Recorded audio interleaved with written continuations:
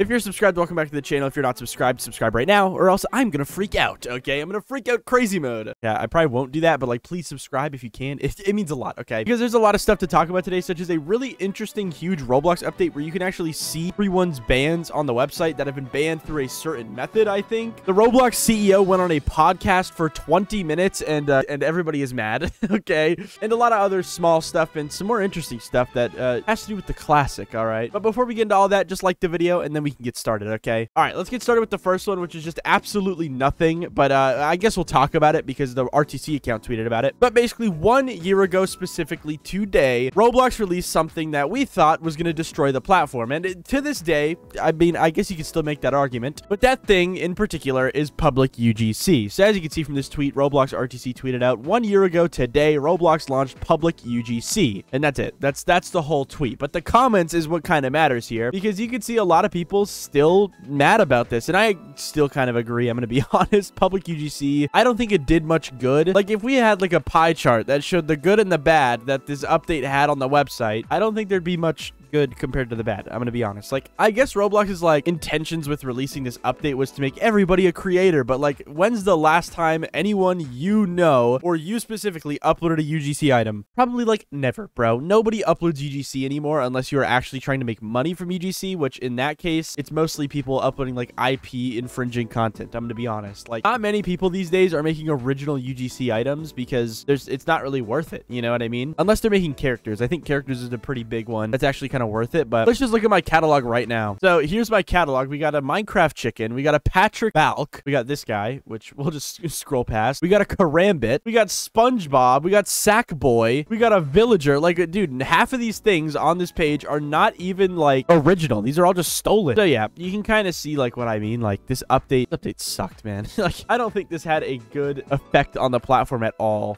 Sky blue sparkle fedora, awesome. Yeah, looking in the comments, you can see a lot of people just saying the same thing, that it just sucked. Like, actually terrible update. But yeah, we can now move on to some more important news, which is just this. Okay, so I saw this and I didn't really know what it was, but let's talk about it because there's seemingly an Easter egg that Roblox put in this or something. So here's the main tweet that I saw from the Portuguese Roblox news account, and it says Roblox is making an application form available for a new test feature on the platform, which is the option to put short videos as a thumbnail for your game. So I guess, yeah, sometime in the future, or sometime very soon, people will be able to apply to get videos to appear instead of thumbnails on their game, which would kind of be insane, but also I feel like it would be very overwhelming. Like, if every game on Roblox had a moving thumbnail, I feel like that would definitely not be good. Like, just imagine this page right here on the front page of Roblox. Just imagine if everything here was all like moving and animated. That would be so overwhelming, bro. But I digress, because this update does actually still seem kind of cool. Even show a video and link a dev forum post here that gives a bit more details into what they mean. So it says, apply for video discovery pilot. Hey creators, we're excited to invite you to apply to our video discovery pilot. They basically show a video here of what it would look like, but for some reason they just show like a thumbnail with the video, which you could already do on Roblox, I'm pretty sure. I'm guessing maybe what this update is it allows you to upload the video directly onto Roblox, because before you'd have to upload a 30-second video to YouTube and then pay 500 Robux to get it to appear on your game, which for a lot of people wasn't actually worth their time. And I guess that's what it is, because down here it actually says like what the specifics are, and it's like it can only be MP4. This time it can be up to 60 seconds instead of 30, which is interesting. But yeah,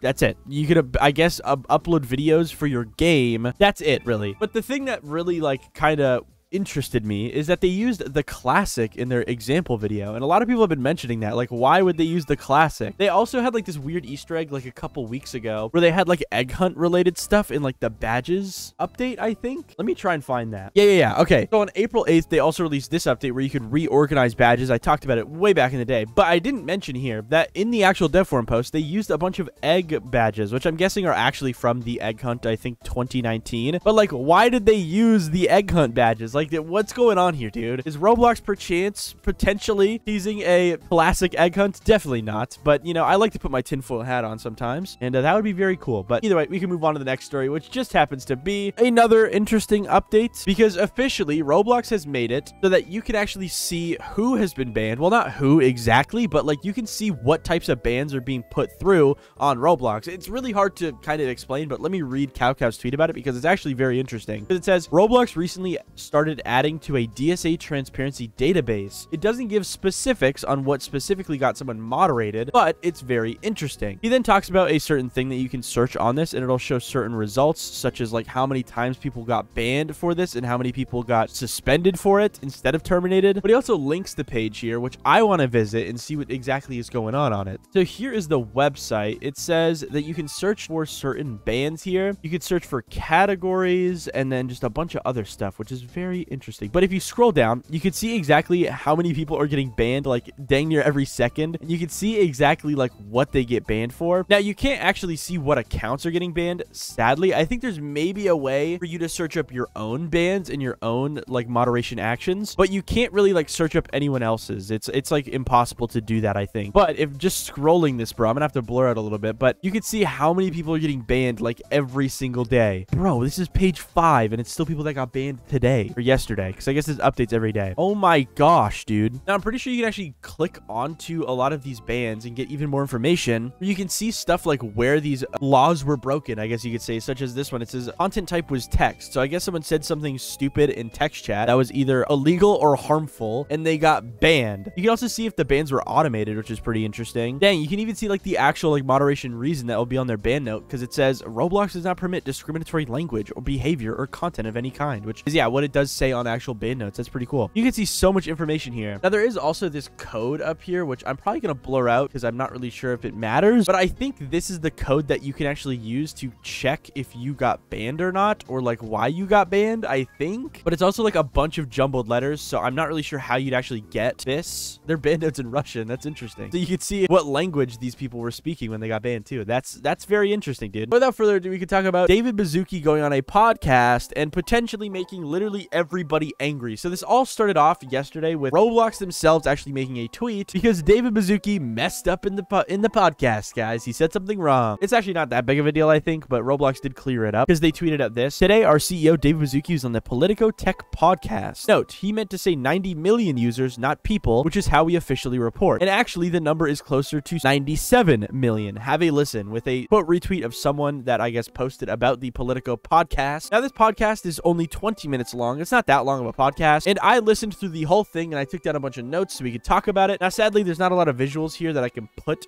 with this because it's a podcast. But I mean, he didn't really mention much in this podcast. At first, he just explains what Roblox is, which we all kind of know, so I'm not going to go into that. But then he kind of talks about how tariffs work and how it might affect Roblox, in which eventually that conversation just kind of ends in him saying that, yeah, tariffs probably won't affect the creators on Roblox or the players because Roblox is kind of like its own economy in a way. So, you know, the tariffs that are, you know, freaking everybody out probably won't affect Roblox much, if at all. But then it goes on to more interesting stuff, such as how Roblox doesn't allow image sharing because it can result in stuff like catfishing. Now, that's not a verbatim quote from this podcast. Don't take anything I say as a verbatim quote. These are all things that I summarized. At this point, Dave Baszucki went on to talk about their safety and how they're going to start supporting COPPA 2.0 and whatnot. And mainly, the one thing that Dave Baszucki said is that he wants Roblox to be somewhat of a resource to legislators and regulators that are doing COPPA 2.0 stuff, which, you know, a lot of people have been mad at. And then it gets to the really juicy stuff because then he starts talking about AI, guys. Isn't that awesome? Yeah, he says that he's very optimistic about AI, and I think I misread something, but from what I heard, it sounded like David Baszucki said that he wants to start using AI moderation and AI tools to keep people on Roblox because he wants to keep people from migrating off platform, off of Roblox to prevent,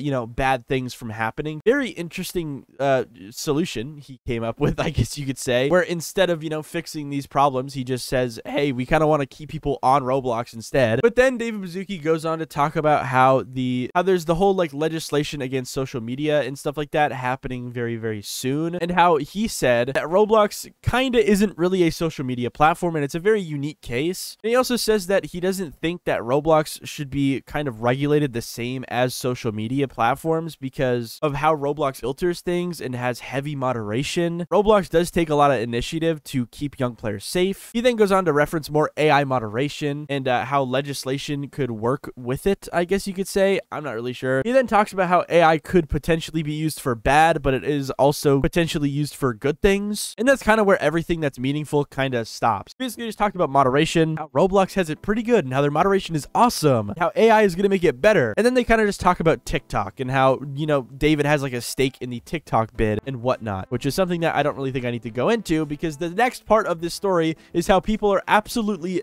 mad at David Baszucki. Because if we go to this tweet that Roblox tweeted out about this podcast, where as you can see, they say, today our CEO David Baszucki, blah, blah, blah, blah, blah. The comments are insanely bad. Okay, literally everybody is responding to this tweet with something negative that Roblox has done or is doing currently, and it's not good. I mean, even Dave Baszucki's whole tweet about this situation is getting very close to being half ratioed, bro. Like 300 likes to 164 comments. That's really bad. And looking into the comments, you can see a lot of people talking about how their moderation is not as good as Dave Baszucki let on in that interview, showing examples and how bad it really is. And I'm gonna be honest, guys, I agree with every single comment here. Roblox's moderation is terrible, dude. There is so many obvious things that should be banned that are just never banned. And I think the fact people are kind of like rioting after this interview is good. I think it is a good thing. Now, obviously, I can't show a lot of the examples people are posting under these tweets because a lot of them are not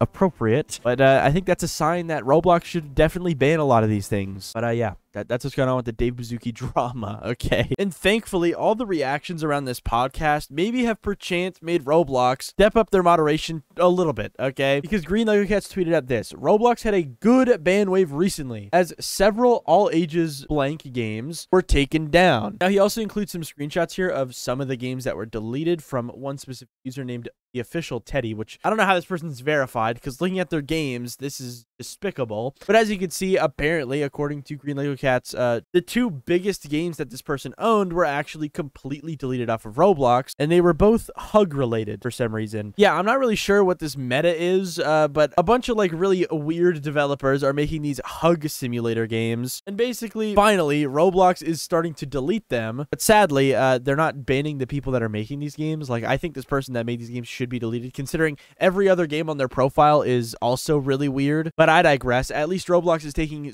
somewhat of a step forward in banning these hugging games, because they should not be on Roblox.